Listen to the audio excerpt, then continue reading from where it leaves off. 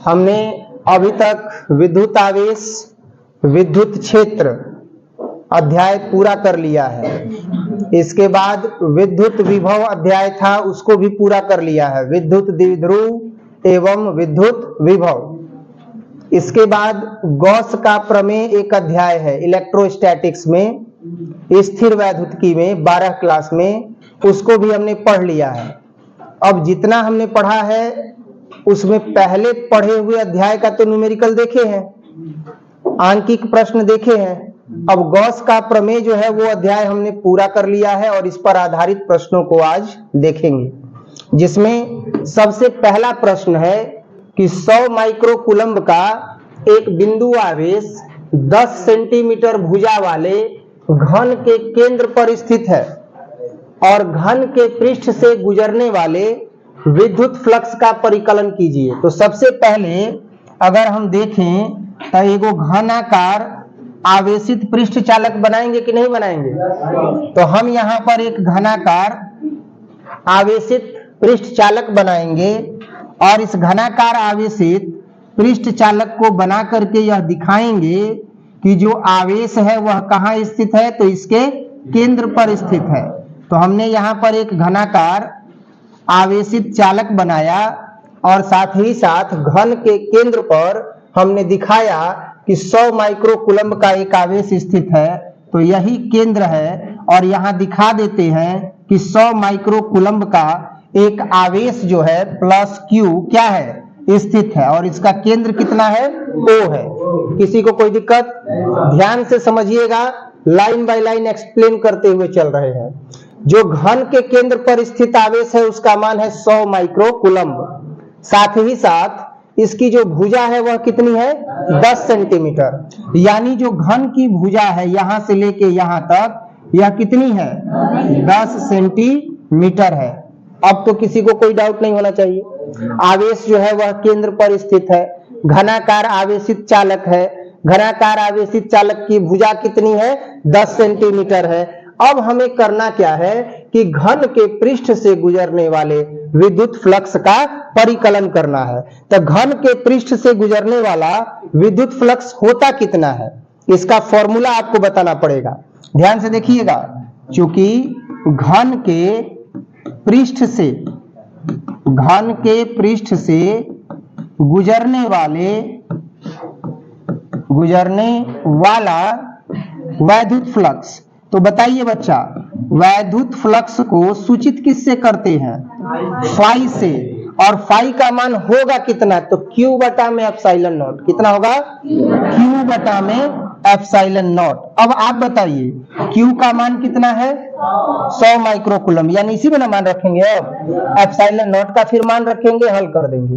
तो ध्यान से देखिए, प्रश्न में दिया हुआ है कि भाई जो Q का मान है वो 100 माइक्रोकूलम्ब है, यानी 100 गुणे 10 के घात माइनस 6 कूलम्ब माइनस 6 कूलम्ब। इसके बाद एप्सिलॉन नॉट है, तो एप्सिलॉन नॉट को क्या बोलते हैं, एप्सिलॉन नॉट को क्या बोला जाता है, निर्वात की बोलिए नहीं रहे हैं, निर्वात की वैद्युतशीलता या परावैद्युतांक। न्यूमेरिकल एक ऐसा प्रोसीजर होता है फिजिक्स के क्लास के बाद, फिजिक्स के थ्योरी के क्लास के बाद, जिसमें आप पढ़े हुए चीजों का आंकिक रूप में उपयोग करते हैं और आपको ये समझ में आ जाता है कि जो हम शब्द के रूप में थ्योरी पढ़े हैं उसका हम आंकिक रूप में सवाल बनाने में कैसे उपयोग करेंगे, तब जाकर के आपका फिजिक्स स्ट्रांग हो जाएगा। अब बाकी केहू कोई सहू कहत रहो कि कैसे एगो मास्टर केमिस्ट्रियो पढ़ा लिहन, फिजिक्सो पढ़ा लिहन, ओकरा पर ध्यान देला की जरूरत नहीं है। जब हमरा गणित के हिंदी भाषा में बोले आ गई तो हम आसानी से क्या कर सकतनी, सवाल बना सकतनी। समझो, ये जो क्वेश्चन है, क्वेश्चन को यहां से लेके यहां तक जो दिया है फिगर में कन्वर्ट कर दिए कि नहीं कर दिए। अब इसके बाद हमको जो मान चाहिए, तो उसमें मान चाहिए फाई का, और फाई के मान के लिए Q का मान है और एप्सिलॉन नॉट का मान है। बाकी एप्सिलॉन नॉट का मान क्या होगा, तो एप्सिलॉन नॉट का मान होगा 8.85 गुणे 10 के घात कितना, माइनस 12। अब कूलम्ब स्क्वायर होगा ना, कूलम्ब स्क्वायर प्रति न्यूटन मीटर स्क्वायर, तो हम यहाँ पर यूज करेंगे कूलम्ब स्क्वायर प्रति न्यूटन मीटर स्क्वायर, इसका मात्रक यही ना होता है, कूलम्ब स्क्वायर प्रति न्यूटन मीटर स्क्वायर। अब इन मानों को हम इसमें रख देंगे और फाई का मान निकाल लेंगे। तो देखो क्या होगा, लिखेंगे इसलिए वैद्युत फ्लक्स, ध्यान देना, तो वैद्युत फ्लक्स फाई है ना, तो फाई बराबर क्या है हमारे पास फॉर्मूला, Q बटा में एप्सिलॉन नॉट। तो फाई का मान निकाल दीजिए, फाई बराबर Q का मान कितना रखेंगे, 100 रखेंगे और गुणे 10 के घात, आप बटा में कितना है एप्सिलॉन नॉट, 8.85 गुणे 10 के घात -12, 8.85 गुणे 10 के घात -12। अब इसको अगर हम चेंज करेंगे तो क्या हो जाएगा, 100 हो जाएगा। और इसको अगर हम पलट देते हैं तो बताओ, दशमलव हटाएंगे तो 885 बटा में 100 होगा ना, तो 100 बटा में कितना 885 गुणे 10 के घात -6 है, और जैसे ही ये ऊपर जाएगा तो 10 के घात +12 हो जाएगा। तो हम यहाँ पर गुणे 10 के घात कितना कर देंगे, +12। 100 और 100 का गुणा करेंगे तो 1000 होगा, 10,000 ना।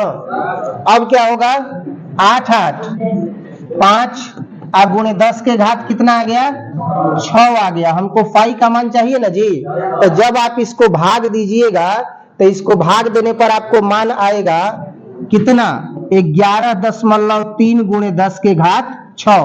अब इसको मानक रूप में बदलिएगा तो 11.3 है ना, तो 11.3 में 10 का भाग और 10 का गुणा करना पड़ेगा, जिसके पश्चात आपका मान आ जाएगा 1.13 गुणे 10 के घात 7। ये किसका मान हो गया, फाई का मान हो गया। फाई को क्या कहते हैं, वैद्युत फ्लक्स कहते हैं। क्या कहते हैं, वैद्युत फ्लक्स। और इसका मात्रक कितना होता है, वैद्युत फ्लक्स का मात्रक कितना होता है, न्यूटन मीटर स्क्वायर पर कूलम्ब। क्या होता है, न्यूटन मीटर स्क्वायर पर कूलम्ब। ऑब्जेक्टिव में पूछ देता है कि वैद्युत फ्लक्स का मात्रक बताइए, तो आपको वैद्युत फ्लक्स का मात्रक बताना पड़ेगा न्यूटन मीटर स्क्वायर पर कूलम्ब। यही इसका क्या हो गया, आंसर हो गया। किसी को कोई दिक्कत, नोट किया जाए, यही इसका आंसर है। अब आगे दिया है कि यदि आवेश केंद्र पर न होकर के केंद्र तथा एक कोने के ठीक बीच में स्थित हो तब वैद्युत फ्लक्स कितना होगा।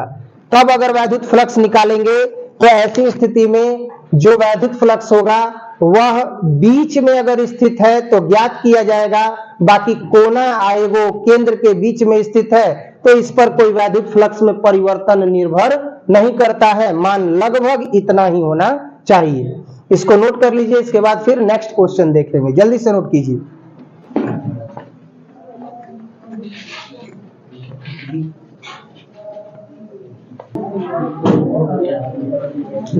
देखिए अगला क्वेश्चन है कि 5I जोड़ 10J वोल्ट मीटर के समरूप विद्युत क्षेत्र में 0.2J मीटर स्क्वायर क्षेत्रफल का पृष्ठ स्थित है। यानी एक ऐसा पृष्ठ स्थित है जिसका क्षेत्रफल 0.2J मीटर स्क्वायर है। पृष्ठ से गुजरने वाले विद्युत फ्लक्स का परिकलन करना है। तो अगर विद्युत फ्लक्स का परिकलन करना है तो सबसे पहली बात कि 0.2J मीटर स्क्वायर दिया है ना, तो मीटर स्क्वायर दिया है, वो भी एरिया दिया है, तो इसका मतलब कि इसमें लंबाई और क्या है, चौड़ाई है। यही वो पृष्ठ है जिसका एरिया कितना दिया हुआ है, तो जिसका एरिया दिया हुआ है 0.2J मीटर स्क्वायर।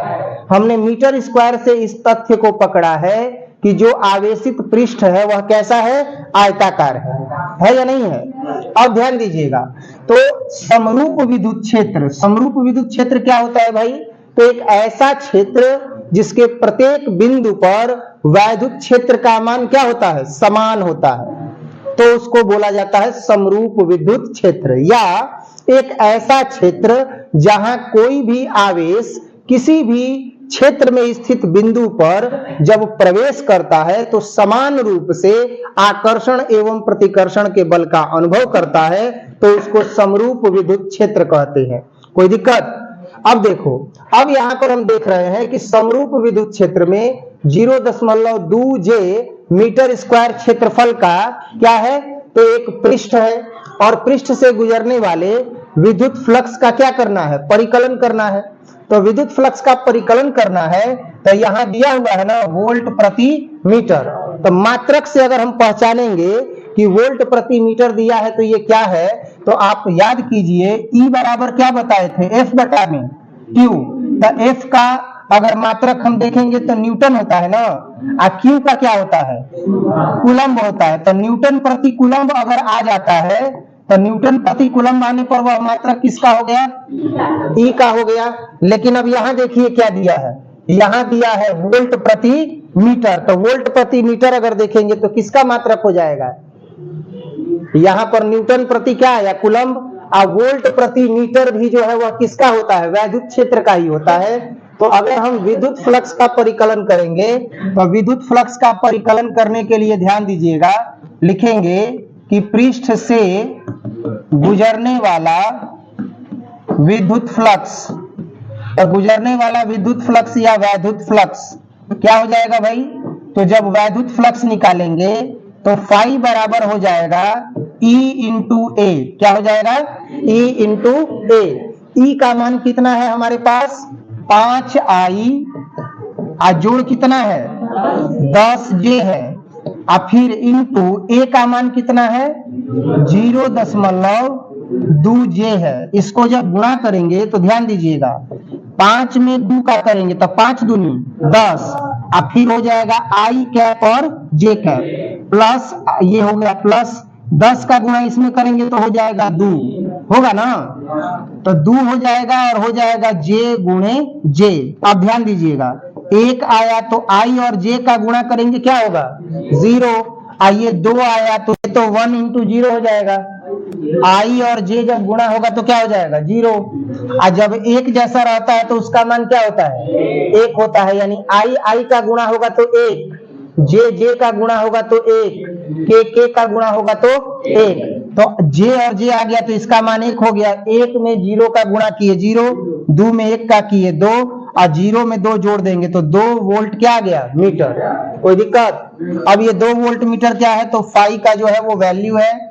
अब यहाँ पर हम अगला देखेंगे क्वेश्चन, और अगला क्वेश्चन है कि 0.2 माइक्रोकूलम्ब का एक क्या है, तो धनावेश है। तो धनावेश है तो Q का मान कितना है बच्चा 0.2 माइक्रोकूलम्ब। इसका मतलब हुआ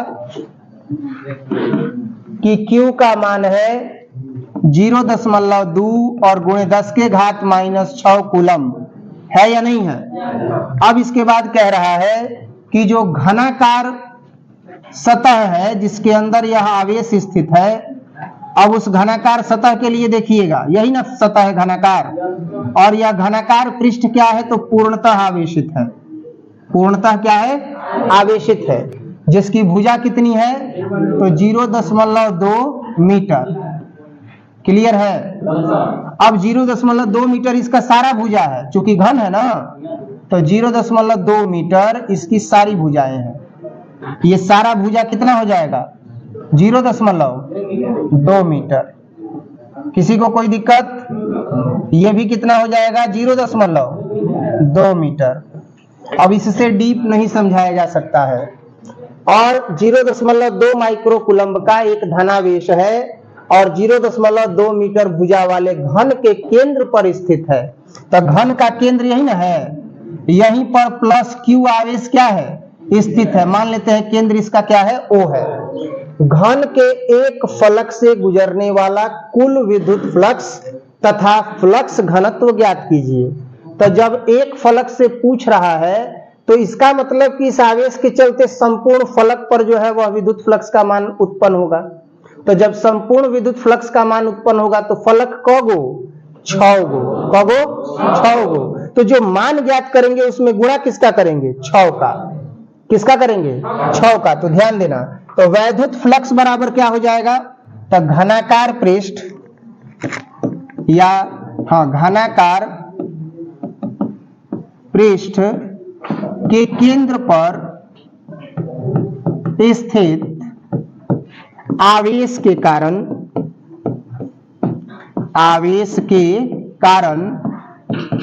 उत्पन्न वैद्युत फ्लक्स। तो बताइएगा बच्चा, अगर हम उत्पन्न वैद्युत फ्लक्स ज्ञात कर रहे हैं तो वैद्युत फ्लक्स का मान अभी क्या बताए थे, फाई बराबर ए बटा में कितना, सॉरी क्यू बटा में कितना, एप्सिलॉन नॉट। तो ध्यान देना, फाई बराबर क्यू का मान कितना हो गया हमारे पास 0.2 गुणे 10 के घात, और एप्सिलॉन का मान 8 गुणे 10 के घात। किसी को कोई दिक्कत? लेकिन एक और चीज ध्यान देना, चूंकि फलक का गो है 6 गो, फलक कितना है, तो जो वैद्युत फ्लक्स का प्रभाव पड़ेगा उसके वैद्युतशीलता का जो प्रभाव पड़ेगा वह 6 गुना पड़ेगा। कितना? 6 गुना।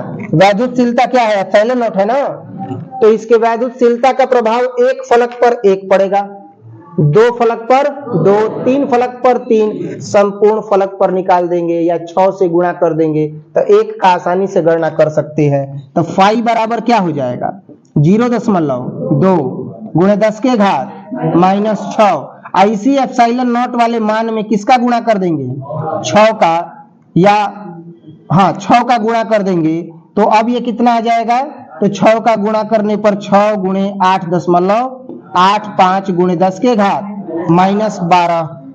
घन में कितना फलक होता है ना, तो ये देखिए ये क्या हो जाएगा, 2 बटा में कितना 10 ना, 2 बटा में 10 गुणे 10 के घात कितना माइनस 6, आप बटा में कितना है 6, तो 6 लिखेंगे, गुणे कितना 6, और ये कितना है 8, 5 बटा में 100 ना, तो ये हो जाएगा 8, 5, अब बटा में 100 तो ऊपर कर दें, 100 ऊपर पलट दिए, 10 के पावर 6 है, आइए 10 के घात 12 ऊपर ले जाएं, तो 10 के घात 12 जो माइनस है वो क्या हो जाएगा, अब देखो क्या हो गया 10 दहा में 100, तो देखो 2 ऐसे ही रहेगा, या इसको भी कटाते हैं, 2 तिहाई 6, तो अब देखो ये कितना आ गया, ये ऊपर आ गया 12 और 1 13, तो 10 के घात माइनस 6 गुणे 10 के घात कितना 13, इधर इसका करते हैं 3 5 15 के 5 हासिल 1, 3 8 24 1 25 के 5 हासिल 2,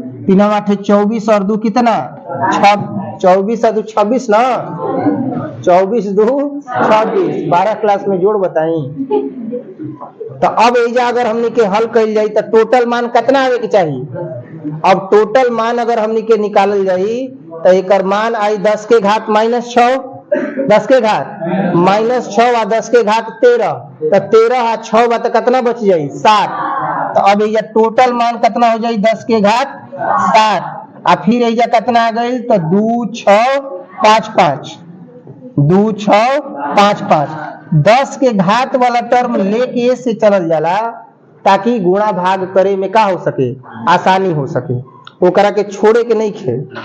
अब एहिजा का कर सकत नहीं जा, तो 1 बटा में 26 55, कितना 1 बटा में 26 55, या ऐसे भी कर सकते हैं कि ये 1 2 3 4 है ना, 4 गुणांक है, तो 4 गुणांक है, तो ध्यान देना हम क्या कर सकते हैं कि जो 10 के घात वाला पद बाकी है हमारे पास, हम उसमें फाई का मान लिखेंगे, तो फाई बराबर कितना हो जाएगा, तो 10 के घात 4 यानी 1 2 3 4, अब बटे में कितना है तो 2 6 5 5, तो अभी 10 के घात 3 बाकी ना है या नहीं है, तो जैसे ही अगर हम इसका भाग देंगे तो भाग देने पर टोटल मान आएगा 3.77, कितना आएगा 3.77, भाग दीजिए इसी के लमसम में आएगा 3.77 गुणे 10 के घात 3, यही किसका मान हो जाएगा, फाई का मान हो जाएगा, और फाई का मात्रक क्या होगा, न्यूटन मीटर स्क्वायर पर कूलम, क्या होगा न्यूटन मीटर स्क्वायर पर कूलम। अब ध्यान दीजिए ये तो आ गया फाई का मान ना, लेकिन अब कह रहा है कि वैद्युत फ्लक्स घनत्व ज्ञात कीजिए, तो वैद्युत फ्लक्स घनत्व को किससे सूचित करते हैं, फ्लक्स घनत्व को किससे सूचित करते हैं, कल के ही क्लास में बताए हैं, सिग्मा से ना, सिग्मा बराबर क्या होता है फाई बटा में ए, संपूर्ण क्षेत्रफल के एकांक क्षेत्र में गुजरने वाले कुल वैद्युत फ्लक्स के मान से ही हम लोग फ्लक्स घनत्व की गणना कर सकते हैं। मतलब है इतना बड़ पृष्ठ बा और इतना बड़ पृष्ठ से एकर एकांक क्षेत्रफल से कितना वैद्युत फ्लक्स गुजरता, ओकरा से हमनी के केकर गणना कइल जाई, फ्लक्स घनत्व की। कौनो दिक्कत? अच्छा, फ्लक्स घनत्व की गणना कइल जाई तो फाई के मान कितना आ गइल बा, 3.77 गुणे 10 के घात 3 आ एरिया चाहिए तो बताओ तो एकर एरिया का हुई, घनाकार पृष्ठ के भुजा गुणे भुजा होगा ना जी। तो अब यहाँ पर एरिया जो है वो कितना हो जाएगा, तो 0.2 इंटू 0. अब इसको हल कीजिए तो जैसे ही आप इसको हल कीजिएगा तो ये कितना आ जाएगा, 377/100। ये क्या हो जाएगा, तो 10/2, ये क्या हो जाएगा 10/2 और ऊपर तो 10/3 रहेगा, 10 के घात 3 रहेगा ना। अब देखिए क्या होगा, 10 दहा में 100 खत्म, 377 बटे में 4 अंक को एक जगह, 10 के घात को एक जगह। मान हम किसका निकाल रहे हैं, फ्लक्स घनत्व का। जब आप इसका भाग दीजिएगा तो आपको मान जो मिलेगा 377/4 है तो इसका मान मिलेगा 94.2। कितना मिलेगा, 94.2 गुणे 10 के घात 3। लेकिन मानक रूप में, इंटरनेशनल सिस्टम, अंतरराष्ट्रीय पद्धति में एक अंक के बाद दशमलव, तो 94/2 तब बटा में 10, 10 से भागा 10 से गुणा, 10 के घात 3 तो पहले से ना, तो एक मान कितना आ जाइए, अब जैसे ही भाग दिया ही तो आ जाइए 9.42 गुणे 10 के घात 3 और एक कितना 4। यही इसका क्या हो जाएगा, वैद्युत फ्लक्स घनत्व हो जाएगा। यही इसका आंसर हो जाएगा। कोई दिक्कत? थोड़ा सा जगह का अभाव है। ये जो मान आया है 9.42 गुणे 10 के घात 4, यही इसका क्या हो गया, फ्लक्स घनत्व हो गया। न्यूटन प्रति कूलम्ब इसका क्या होगा, मात्रक होगा। नोट किया जाए, आपने इस न्यूमेरिकल के क्लास में सीखा कि वैद्युत फ्लक्स घनत्व का जो मात्रक होता है न्यूटन प्रति कूलम्ब होता है। वैद्युत फ्लक्स का जो मात्रक होता है न्यूटन मीटर स्क्वायर प्रति कूलम्ब होता है। इसके आगे फिजिक्स में और भी न्यूमेरिकल्स हम लोग देखेंगे। देखा जाए, क्वेश्चन है कि यदि 4 mm व्यास वाले एक चालक तार की प्रति मीटर लंबाई पर 3.2 नैनो कूलम्ब आवेश हो तो तार के अत्यंत निकट विद्युत क्षेत्र की तीव्रता का परिमाण ज्ञात कीजिए। तो यहाँ स्पष्टतः कह दिया है कि जो तार का व्यास है वह कितना है, तो दिया है तार का व्यास 4 mm। तो ये व्यास है ना, तो व्यास बराबर आ गया 4 mm। तो मिलीमीटर को अगर हम मीटर में बदलेंगे तो किससे भाग देंगे, बताइए। मिलीमीटर को अगर हम मीटर में बदलेंगे तो किससे भाग देंगे, 4 mm है ना, तो अगर मिलीमीटर है तो मीटर में बदलने के लिए किससे भाग दिया जाएगा, 1000 से। किससे, 1000 से। बहुत बढ़िया। तो अगर ये mm में है हम इसको बदलेंगे किसमें, मीटर में, तो 1000 से भाग देंगे। 1000 से भाग देने के साथ ही यह मीटर में बदल जाएगा।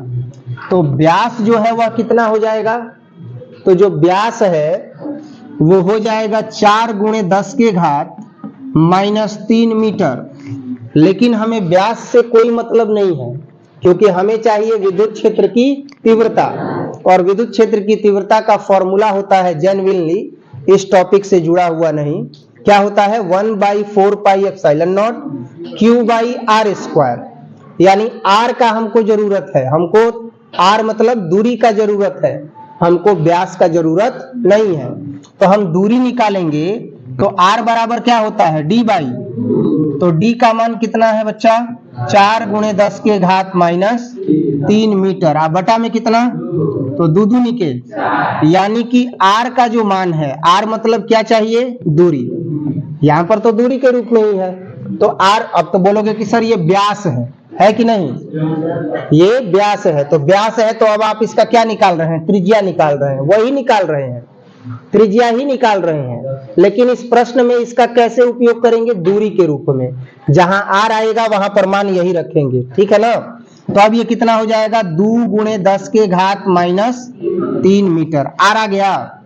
अब आवेश का मान कितना दिया हुआ है कि प्रति मीटर लंबाई पर जो चालक तार है उस पर आवेश कितना है? 3.2 नैनो कूलम्ब है। तो देखो दिया गया है, क्या दिया गया है भाई?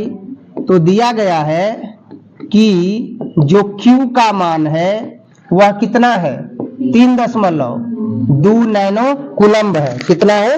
3.2 नैनो कूलम्ब है। तो नैनो कूलम्ब को कूलम्ब में बदलेंगे तो 10 के घात माइनस 9 से क्या करेंगे? गुणा करेंगे। अगर माइक्रोन होता ये, यानी 3.2 माइक्रोन कूलम्ब होता तो ऐसी स्थिति में -6 का उपयोग करते। अब यहाँ नैनो है तो 10 के घात माइनस 9 का उपयोग करेंगे।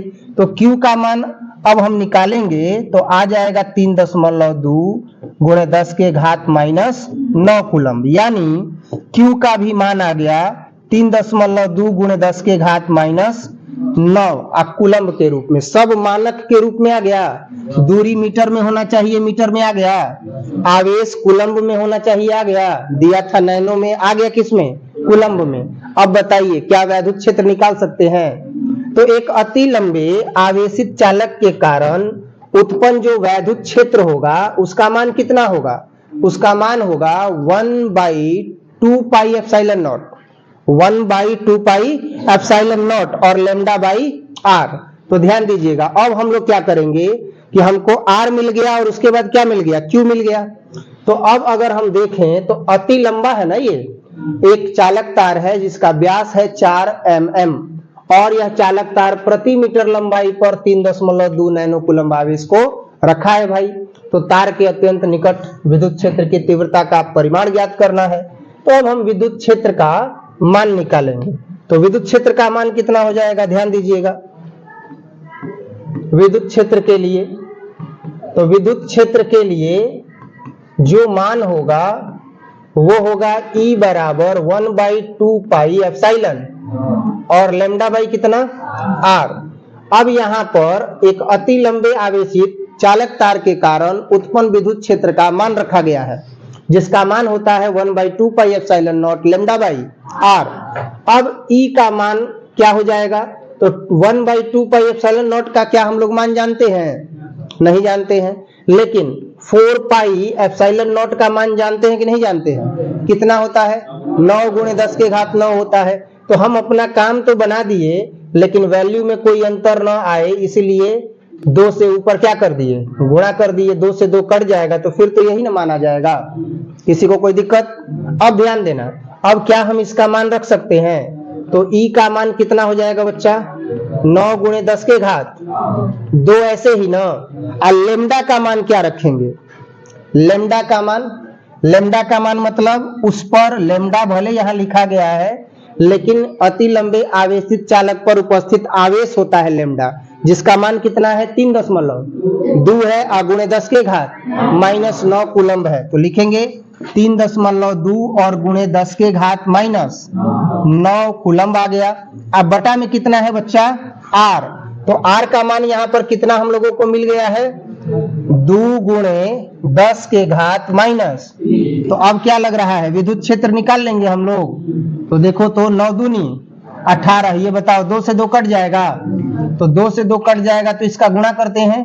तो 9 दूनी 18 के 8 हासिल 1 29 27, 27 और 1 28। अब बटा में 10 करेंगे तो बटा में 10 करेंगे तो 10 के घात 9 कट के 10 के घात 8 हो जाएगा और दशमलव का खेला समाप्त। अब ऊपर कितना है? तो 10 के घात कितना बच्चा? -9। बताना, जब ये ऊपर जाएगा तो 10 के घात +3 हो जाएगा। अब बताओ तो बच्चा E बराबर 288 मिला। आइए 9 है, आइए 3 और 8 11 ना। तो 8 और 3 11, 11 में से ये 9 चला जाएगा, 2 बचेगा, यानी 10 के घात कितना आ गया? 2 आ गया। कोई दिक्कत? तो इसका टोटल मान कितना आ गया? इसका टोटल मान आ गया 2 8 8 गुणे 10 के घात 2। आया कि नहीं आया? 9 है, आइए भी 9 है। तो 9, अच्छा 9 है और 9 है। हाँ ठीक है, देखो ये 10 के घात 9 है ना, और ये 10 के घात 9 है, तो यहाँ अगर देखते हैं तो बटा में 10 आएगा तो कट गया ना, 10 के घात 8 आ गया, तो 10 के घात 8 लिखे, 10 के घात 9 लिखे, बटा में जो है ऊपर गया तो प्लस हो गया। 8 और 3 जोड़ेंगे तो क्या हो जाएगा, 11 हो जाएगा। 11 में से क्या घटेगा, 9 घटेगा, तो 9 घटेगा तो कितना आएगा, 2 आ जाएगा। 10 के घात 2 आ गया।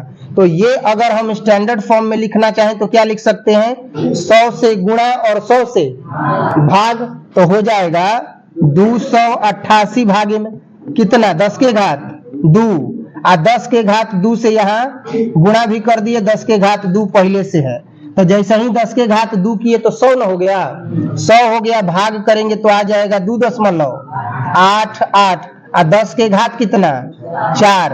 यही उत्पन्न वैद्युत क्षेत्र का क्या हो जाएगा, मान हो जाएगा, यही इसका क्या हो जाएगा, आंसर हो जाएगा। किसी को कोई दिक्कत, यही जो है इसका क्या हो जाएगा, मान हो जाएगा विद्युत क्षेत्र का, जिसका मान होगा 2.88 गुणे 10 के घात 4 वोल्ट प्रति मीटर, वोल्ट प्रति मीटर। नोट किया जाए जल्दी से। इसके बाद अगला क्वेश्चन देखेंगे। विभव का सूत्र क्या होता है बच्चा, 1/4 pi epsilon not Q by R होता है। विद्युत क्षेत्र का क्या होता है, 1/4 pi epsilon not Q by R square. बहुत बढ़िया। अब हम लोग देखेंगे अगला क्वेश्चन, और अगला क्वेश्चन है हमारे पास, आप देख सकते हैं, जिसे सॉल्व करना है कि धातु के एक खोखले गोले का व्यास कितना है बच्चा, 60 सेंटीमीटर। तो ध्यान देना, अगर ये खोखला गोला है तो उसका फिगर ऐसा होगा, और व्यास कितना कह रहा है, 60 सेंटीमीटर। तो व्यास यहां से लेकर के यहां तक न होगा, समझ में आ रहा है कि नहीं।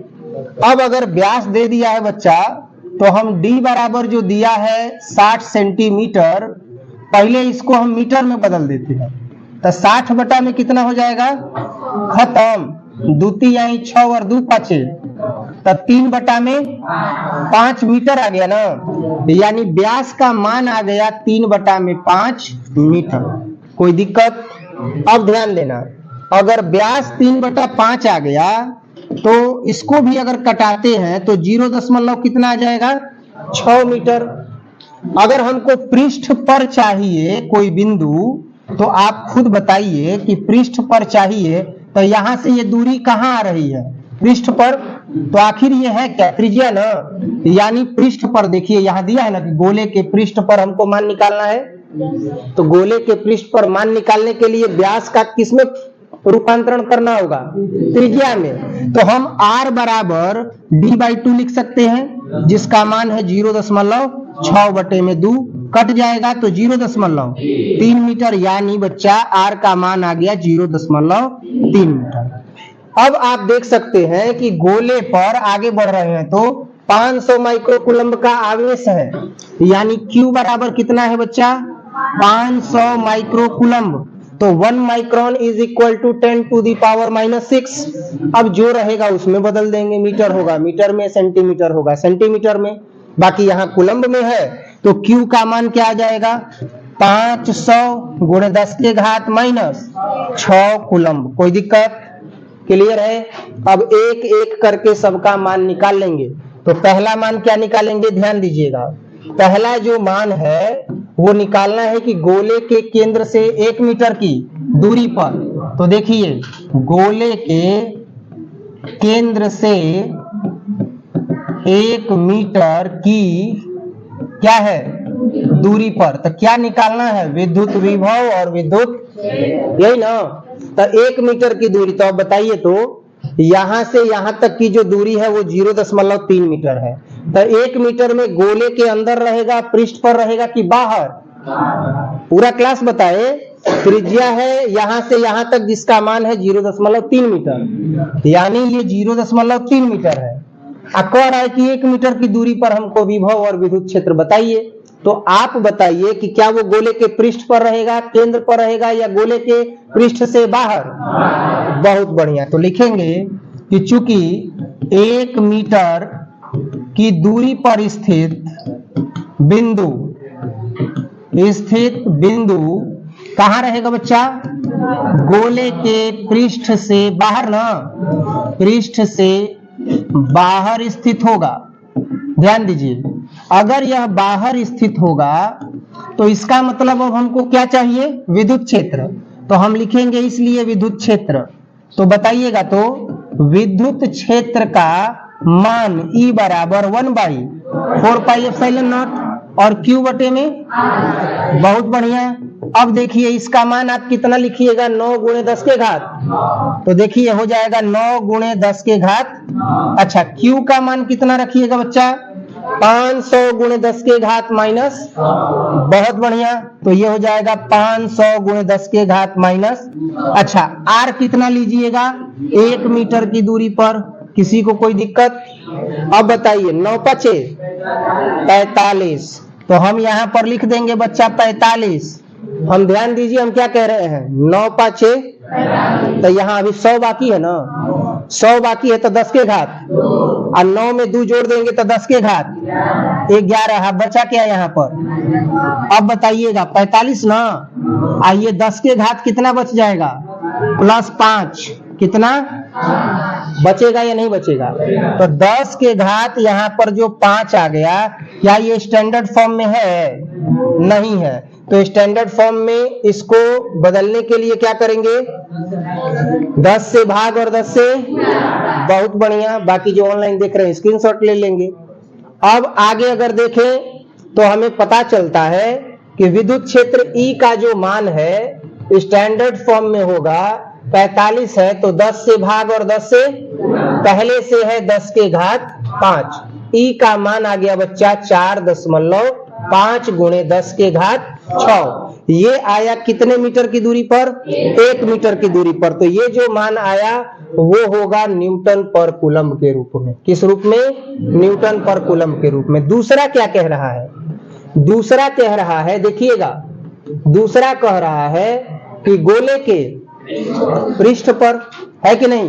तो देखिएगा, गोले के पृष्ठ पर, तो हम आपसे पूछ रहे हैं, बताइए गोले के पृष्ठ के लिए दूरी क्या लेंगे? अच्छा, नहीं नहीं नहीं नहीं, नहीं। अभी तो हम गोले के पृष्ठ पर नहीं ना निकालेंगे जी, अभी तो विद्युत क्षेत्र न निकाले हैं। और दूसरा क्या पूछ रहा है? विद्युत विभव पूछ रहा है। तो विद्युत विभव भी न ज्ञात करना है, तो लिखेंगे इसलिए विद्युत विभव। तो विद्युत विभव क्या होता है भाई? फॉर्मूला। तो विद्युत विभव अगर हम देखेंगे तो ये 1 का तो स्क्वायर करेंगे तो हालांकि 1 ही आएगा, कोई दिक्कत नहीं है। तो V बराबर होगा 1/4π और Q बटे में R। बहुत बढ़िया। तो 9 गुणे 10 के घात, Q का मान, बहुत बढ़िया, R का मान 0.3। अब कहिए कि 0.3 कहां से आ गया? ना जी, दूसरा हम लेके चल दिए, पृष्ठ पर नहीं ना। R का मान 1 न बोला है, 1। अब गुणा कीजिए, 9 × 5 = 45। आइए 9 और 2 कितना? 11 और गुणे 10 के घात। अब ये हो जाएगा 45 और गुणे 10 के घात कितना? 5। अब 10 से भाग और 10 से, तो 10 से भाग 10 से गुणा 10 के घात कितना? 5। ये किसका मान है? विभव का। तो V बराबर कितना आ गया? तो V बराबर आ गया 4.5 और गुणे 10 के घात कितना? 6। तो विभव का तो वोल्ट होगा। किसी को कोई दिक्कत? अब क्या चाहिए? गोले के पृष्ठ पर। इसी गोले के पृष्ठ के लिए दूरी कितना लेंगे? 0.3। कहाँ हो बच्चा? 0.3 लिया ही ना दूरी। केहू के कोनो दिक्कत? तो आप 0.3 ले लेंगे, ठीक है, क्योंकि पृष्ठ पर उसकी त्रिज्या लेके जा रही है। तो अब वहां पर हम पृष्ठ के लिए क्या ले लेंगे? 0.3। तो देखिए क्या होगा। अब यहाँ पर हम दूसरा ले रहे हैं गोले के पृष्ठ पर या गोले के पृष्ठ पर के लिए। गोले के पृष्ठ पर स्थित बिंदु के लिए सवाल एक है, लेकिन इसमें बहुत सारा पार्ट है ना, बहुत सारा पार्ट है। तो देखिए क्या होगा। अब विभव निकालेंगे कि विद्युत क्षेत्र, तो E बराबर 1/4 पाई और Q बटे में तो 9 गुणे 10 के घात और 500 गुणे 10 के घात और फिर 0.3 गुणे 0, क्योंकि पृष्ठ पर के लिए दूरी कितना है 0. अब इसको हल कर सकते हैं, तो देखिए ना 1 मिनट, ये 9 गुणे 10 के घात 9, देखिए 9 गुणे 10 के घात 9 गुणे 500 गुणे 10 के घात -6, यही ना मान यहाँ है। तो जब हम इसको हल कर रहे हैं तो कितना आ रहा है 4.5 गुणे 10 के घात 6। तो क्या हम ऊपर वाले का मान डायरेक्ट 4.5 गुणे 10 के घात 6 लिख सकते हैं? बोलिए। अब बटा में कितना है 3, 0.3 तो 10/3 कर सकते हैं। समझ में आया कि नहीं आया? यही ना गुणा 2 बार करके यहाँ दिखाए हैं 4.5 गुणे 10 के घात 4.5 गुणे 10 के घात। अब फिर वही मान आ गया है तो डायरेक्ट नहीं लिखेंगे उसके जगह पर, इसको कर देंगे 3/10 3/10 तो 10/3 10/। अब देखो इसको हम क्या कर सकते हैं, 3 से कटा सकते हैं, 3 एकम 3, 1 5 3 5 हो जाएगा। फिर 3 से कटा देंगे तो 3 5 तो 0. तो अब देखो क्या आ गया 0.5 गुणे 10 के घात 6 1 7 1 8। ये किसका मान हो गया? किसका मान हो गया? विद्युत क्षेत्र का। कहां पर? गोले के पृष्ठ पर। किसी को कोई दिक्कत? अब ध्यान दीजिएगा, अब विभव का भी निकाल दें 1/4 पाई और Q बटे में तो इसका 9 गुणे 10 के घात Q का मान 500 गुणे 10 के घात बटे में R का मान 0. हम आपके ही कहने पर इसको हल करके जो मान डायरेक्ट लाए हैं कितना 4 गुणे 10 के घात 6 4.5 गुणे, तो इसी को न हल करने पर मिला है तो डायरेक्ट लिखेंगे 4 गुणे 10 के घात आइए 3/10 होगा तो 10/3 कर सकते हैं क्या? तो उसी मान को हम यहाँ रख देंगे तो देखिए क्या होगा। अब यहाँ हो जाएगा, देखिएगा ये हो जाएगा 4 गुणे 10 के घात 6, इतना का मान हो गया। इसको 10 बटा क्या लिखेंगे? कटाइए 3 एकम 3 5 10 के घात 6 और 1 तो ये वोल्ट न हो जाएगा जी, कोई दिक्कत? यहाँ क्या हो जाएगा? विद्युत क्षेत्र का न्यूटन प्रति कूलम। कोई दिक्कत? अब गोले के पृष्ठ पर निकाल दिए तो गोले के केंद्र से 10 सेंटीमीटर की दूरी पर निकाल लीजिएगा, क्योंकि आप दूरी को 10 सेंटीमीटर दिया है तो किस में बदलिएगा? मीटर में। आप दूरी को ना निकालना है क्या? विद्युत विभव और विद्युत, तो ये दोनों में हम वही ना निकाले, आप निकाल लीजिएगा ना। निकाल लीजिएगा तो नोट कीजिए, ये तीसरा जो है वो मेरी तरफ से होमवर्क रहेगा, जल्दी से नोट किया जाए।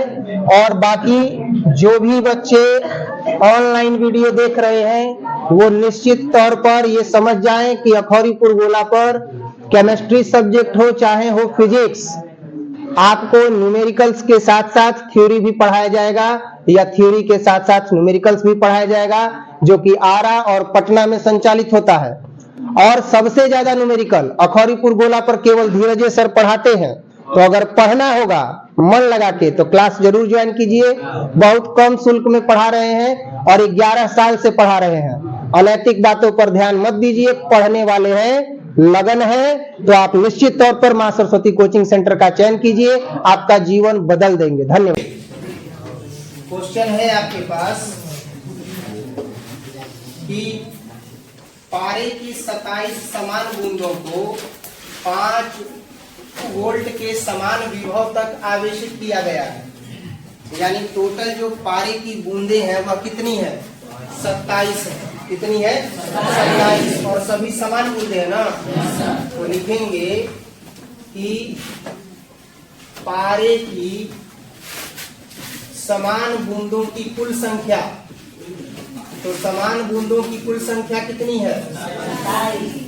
तो अब ये देखिए कुल संख्या हमने नोट कर लिया कि 27 है। अब कह रहा है कि 5 वोल्ट के समान विभव तक आवेशित किया गया है, तो आवेशित किया गया विभव कितना हो जाएगा? आवेशित किया गया विभव, तो आवेशित किया गया विभव का जो मान है तो वह हो जाएगा कितना 5 वोल्ट। अब कह रहा है कि यदि इन सभी बूंदों को मिला करके एक बड़ी बूंद बनाई जाए तो पारा है और पारा का कितना बूंद है भाई 27 गो ना। तो ये देखो ये 4 गो बूंद का निर्माण होगा कितना 4। तो देखो 4 4 8 4 3 12 4 4 16 4 5 20 और कितना है टोटल 27।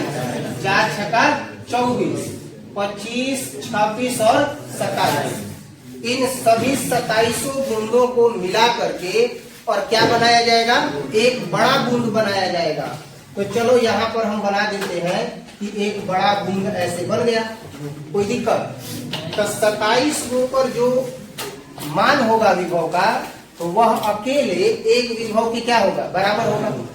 यानी 27 गुणे 1/4πε0 Q/r, क्योंकि विभव का मान इसी से निकलता है। और इसका अकेले हो जाएगा V बराबर 1/4πε0 Q/r। समझ में आ रहा है कि नहीं आ रहा है? विभव का मान कैसे निकलता है V बराबर 1/4πε0 Q/ क्या होता है R होता है, सूत्र होता है ना, इसको सत्यापित भी करवाए हैं। तो आप विभव के इस मान को पहले लिखिएगा कि अगर छोटा कोई बूंद है तो लिखेंगे कि पारे के छोटी बूंद पर आवेश या छोटी बूंद पर विभव। तो छोटी बूंद पर अगर विभव निकालेंगे तो V का मान ना, तो V का मान कितना हो जाएगा 1/4πε0 हो जाएगा और Q बटे में कितना हो जाएगा R हो जाएगा। तो ये हो जाएगा Q बटे में R। अब बताइएगा V बराबर 1/4πε0 Q/r है ना।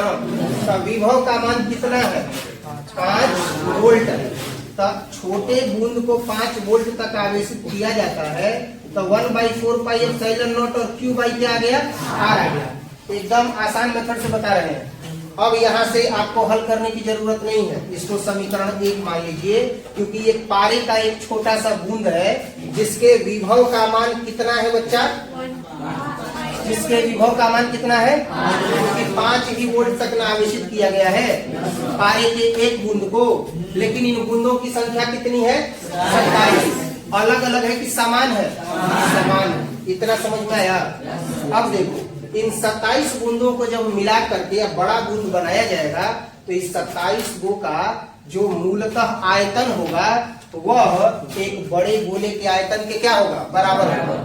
10 क्लास में पृष्ठीय क्षेत्रफल और आयतन पढ़े हो ना, उसमें छोटे छोटे गोलों को मिला के बड़ा गोला बनता था। तो समस्त छोटे गोलों का आयतन बराबर बड़े गोले का आयतन। वैसे ही यहाँ पर भी होगा, लिखेंगे कि 27 पारे के अवयवी गोला थोड़े लिखेंगे, क्या लिखेंगे बूंद ना, अवयवी बूंदों का आयतन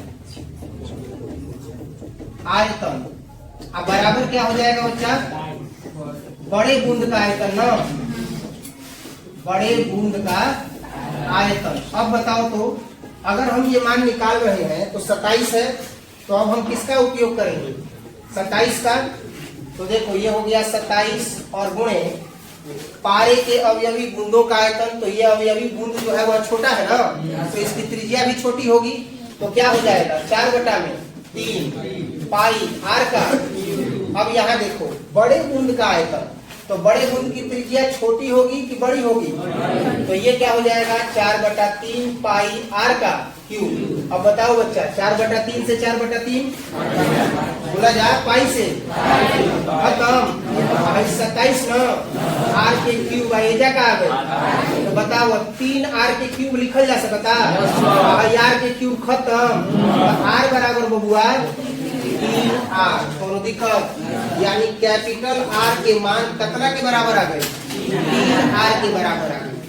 अब हमनी के का निकाल सकते हैं, तो अब हमनी के एक टोटल मान निकाल सकते हैं। कैसे, तो बड़े बूंद का विभव क्या निकाला जाएगा, बड़े बूंद का विभव। तो बड़े बूंद का जब विभव निकालेंगे पारे के बड़ी बूंद का विभव, तो पारे के बड़ी बूंद का विभव जब निकालेंगे बच्चा तो सूत्र बदल जाएगा कि वही रहेगा, तो वही रहेगा। V बराबर 1/4 पाई और Q बाई R, लेकिन ध्यान दो बच्चा, 1/4 पाई एप्सिलॉन नॉट तो लिख न देंगे, लेकिन Q बड़े बूंद पर आवेश कितना होगा?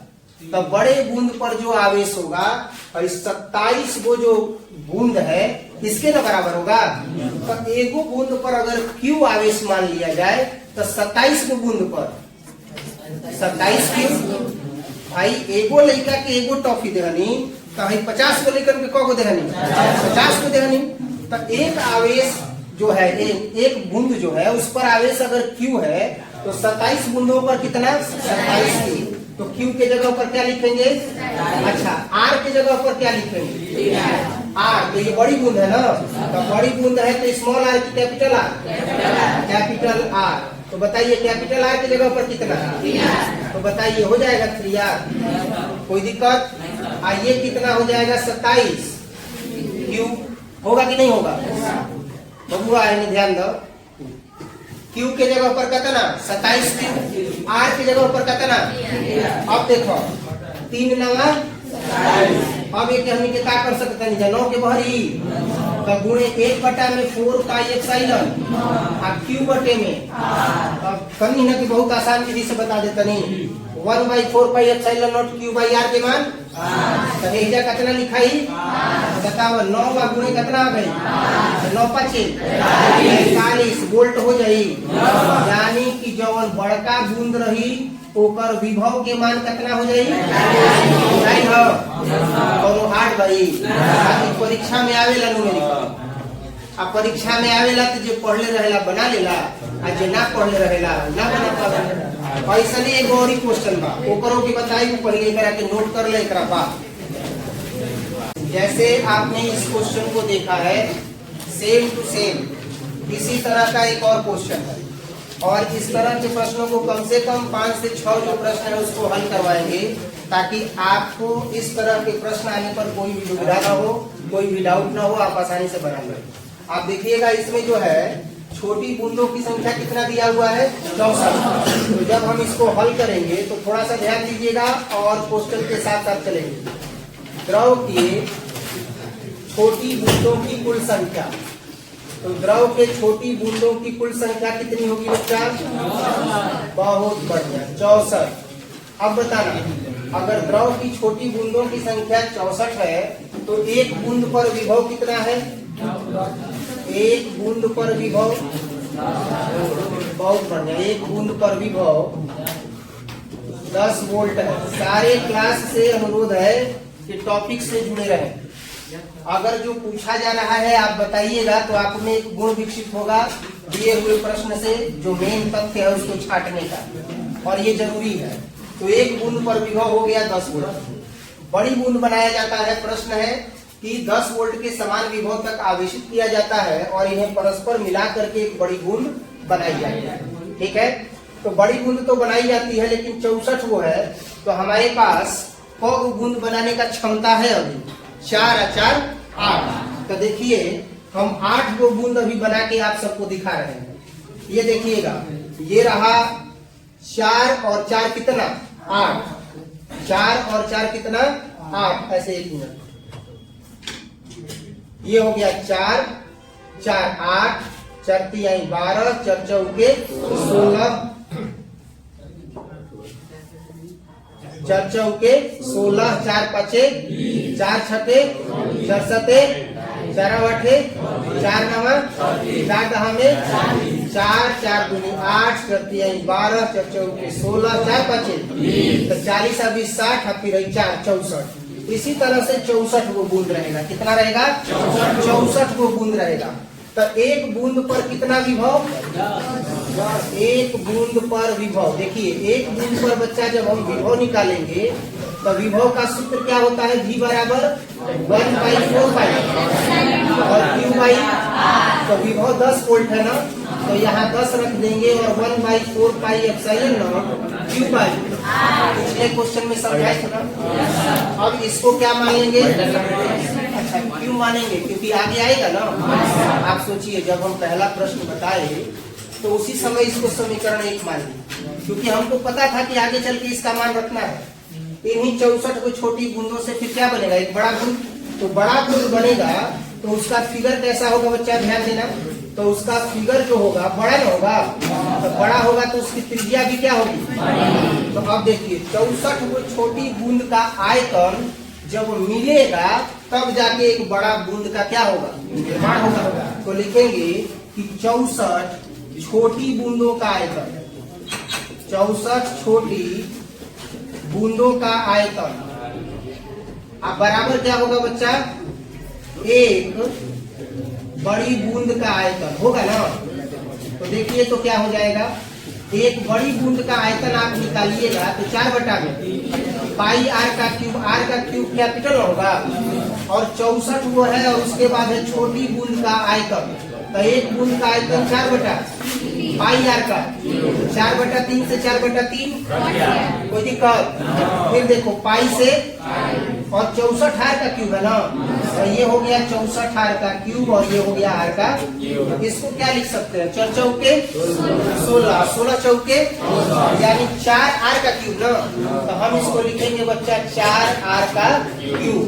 अब बराबर कितना हो जाएगा, अब बताना क्यूब से क्यूब, तो कैपिटल आर बराबर कितना, कोई दिक्कत किसी को, यहाँ तक क्लियर है। अब हमको क्या चाहिए, बड़ी बूंद का विभव। तो लिखेंगे इसलिए बड़ी बूंद का विभव। तो बताइएगा बड़ी बूंद के विभव में भी तो कुछ बदलाव करना है ना। तो विभव का सूत्र क्या होता है, 1/4 पाई और क्यू बाई, अब मान रख देना, तो 1/4 पाई। अब बताओ अगर एगो बूंद है, एक बूंद है तो उस पर आवेश कितना क्यू। अब 64 वो बूंद है तो क्या हो जाएगा 64 क्यू। दूरी ना होता है यार, तो आर दूरी होता है तो इसका दूरी तो यही ना है, बड़का ना। तो बड़का है तो यहाँ पर क्या लिखेंगे, बड़ा। इसका मान कितना है, तो ये हो गया 4 आर। होगा कि नहीं होगा। अब देखो 4 से करते हैं तो 4 एकम 2 और 4 4 छका 24, 16 आ गया ना। यानी भी बराबर लिख सकते हैं 16 गुणे 1/4 पाई एप्सिलॉन नॉट और क्यू बाई आर। अब बताओ बच्चा 16 ऐसे ही ना, 1/4 pi epsilon naught q by r का मान कितना है, तो यहाँ पर हो गया 10। तो 16 कहाँ में 160 वोल्ट ना। तो ये हो गया विभव, कोई दिक्कत। अब ध्यान दीजिएगा यही इसका आंसर हो जाएगा। इसके आगे हम लोग अगले क्लास में देखेंगे। बाकी जो भी बच्चा ऑनलाइन वीडियो देख रहे हैं, जो भी बच्चे हैं जो पहले भी 12th क्लास में पढ़ चुके हैं, वो भी एक बार देख लेंगे कि क्या आपने 12th क्लास के विभव चैप्टर में फिजिक्स में इस प्रकार का जो है वो न्यूमेरिकल पढ़ा है।